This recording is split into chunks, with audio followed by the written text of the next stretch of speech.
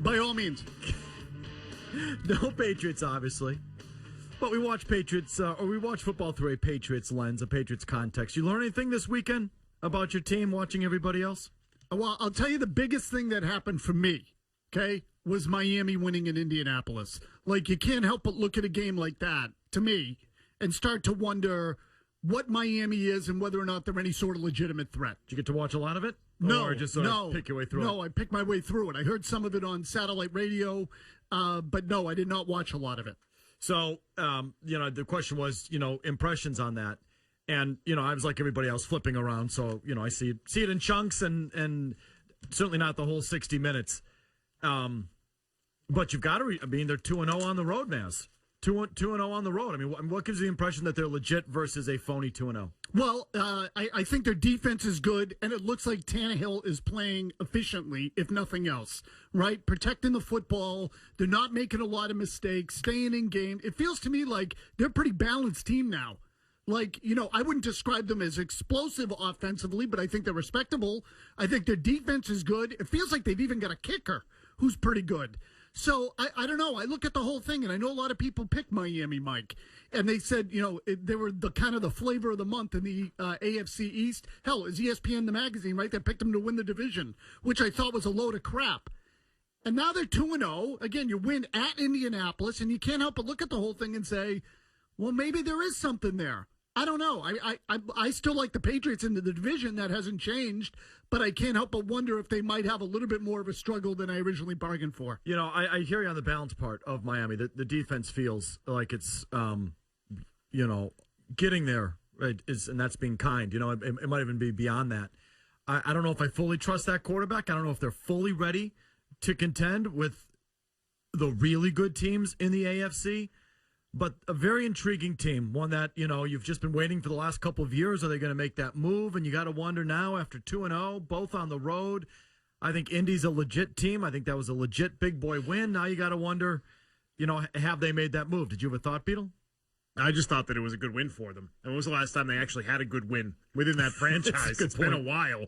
And I thought that's the first. Not only was it a good win, it was a good win on the road, which is just, it's been a while for the Dolphins. So, here's how I look at it, Mazz. When we look at the AFC, and we know where the Patriots are, but when you look at the competition, and you look at what's out there, certainly I think Denver, right now you guys say looks formidable, and that's going to be, that's going to be a team vying for the first or second seed in the conference the whole way through, and they're going to be there. Denver is legit. But Miami, we just sort of discussed, and you still sort of have that question mark. Is that quarterback good enough, and do they really have the coconuts to contend with you and take you on when the time comes? I thought last year Miami totally cowered, in front of New England, and I'm just curious if they have the coconuts to do it this year. So there's still a question mark with Miami. Houston at 2-0. Yeah, come back from an 8-point deficit late at home. Most unimpressive 2-0 team in the league. Against Tennessee. Right? More so than the Pats, Well, Matt? you know what? You beat me to it, actually. I was just about to say right there with New England, but at least the Patriots have an excuse. They've been banged up. Well, what's Houston's excuse? They got no excuse, and I'm sorry. Go ahead. No. Look at it. You've got Houston is 2-0, but they had to come back from an 8-point deficit in the last 2 minutes against a bad Tennessee team at home. A week after, it took a miracle comeback for them to beat San Diego also on the back of just an atrocious, ridiculous call from the officials on a field goal try. So, how do you look at Houston? Fraud team. They could be 10-0. They're still going to be a fraud team after what we've learned about that team the last couple of years. It does feel that way, They though. keep winning all they want, and then you're going to say, wait till they get to the playoffs. They won't win a damn thing. They always find ways to screw it up, is the point. That game yesterday should have been a layup for them, shouldn't it have? I mean, totally. For home opener, Tennessee, that should be an ass kicking, and they had to scramble to win it. Okay, so Houston 2-0, but a fraud team. Miami 2-0, but we don't really know. Kansas City's 2-0. You know how they got there? They beat Jacksonville in week 1, 28-2. My favorite score of the year. And then they nipped Dallas at home yesterday. Got to tip your cap to Andy Reid. Certainly feels like, Alex Smith, and they've had a developing defense there, and so coaching has come in and made a difference, and, give them all the credit in the world.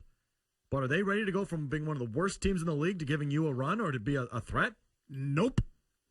Does anyone believe that? But I told you were wrong about that team. They might be okay. They might be okay. Yeah, but no, they're not a threat. I mean, they might be okay, but as we're looking at it, are you concerned about Kansas City? No. Okay. So N-O. No. N-O. And then everyone else is one-on-one. Indy?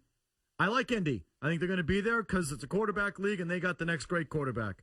But how much? They have not looked good through the first 2 weeks. At all. Have not looked good at all. They struggled last week, too. Against the Raiders, of all teams, and then they drop a home one to Miami yesterday. So I think there's question marks there. Baltimore certainly has had your number with their former roster. Their current roster had to fight for the lives to beat Cleveland at home after getting smoked in week 1. Do you fear Baltimore right now? Nope.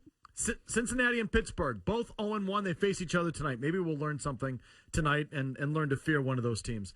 But again, as I just look across the conference, what's there other than Denver? Not much. If you went into a must-have game tomorrow against Miami, don't you love the Patriots' chances? Assuming health, yes. Yeah, assuming health. A must-have game against Houston. Patriots. A must-have game against Kansas City, Indianapolis, Baltimore, Cincinnati, Pittsburgh. Patriots. I mean, for all the crap we've seen out of the Patriots in the first 2 weeks, and go Pats! and how many question marks we have, I mean, don't you think it'd be much different if we were in the other conference?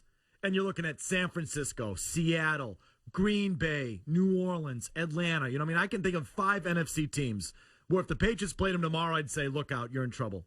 But in the AFC, I only look at 1. And I'm not even sure of that with Denver. I mean, and the others, they're all question marks. Yeah, the conference is, Mike, the conference is astonishingly weak. It is. It's pathetically weak. You know, the Patriots are playing with a skeleton crew, for crying out loud, and they're 2-0, and not that they've had a hard schedule or anything thus far. But look, they still have Brady, which gives them a leg up on just about everybody save for Denver. And you know what? I still can't help but look at Denver, as good as the Broncos have been thus far, and wonder if when they get to the playoffs, you know who is going to have an accident. Like, totally. On the 50-yard line. Totally. That's why I love the Manning Bowl yesterday, right? It's like, well, who'd you rather have in the regular season? Peyton. If that were a playoff game yesterday, who would you rather have? Eli. Isn't that sort of define what they are? Yep. Right? I mean, Eli sort of, casts about for a couple months, and then if you get him in a playoff game, though, he hangs in there better than most anybody. Yeah, Eli's problem is getting in. But when he gets in, they go on these runs. I mean, outside of their 2 Super Bowls, they haven't made the playoffs. So the Patriots have absolutely picked the right year to have some problems coming out of the gate. The absolute right year. A long time to figure it out, and no one that you look at and say, right? They're going to fall behind those teams. They're going to have to go on the road. Like if they were in the NFC and we're looking at it here, and Seattle plays the way they play at home, and San Francisco and Lambeau Field and those things, then I'd look at it and say, this doesn't look good. Because even if they figure it out, they're gonna fall behind those teams and be on the road at Lambeau, at Seattle here.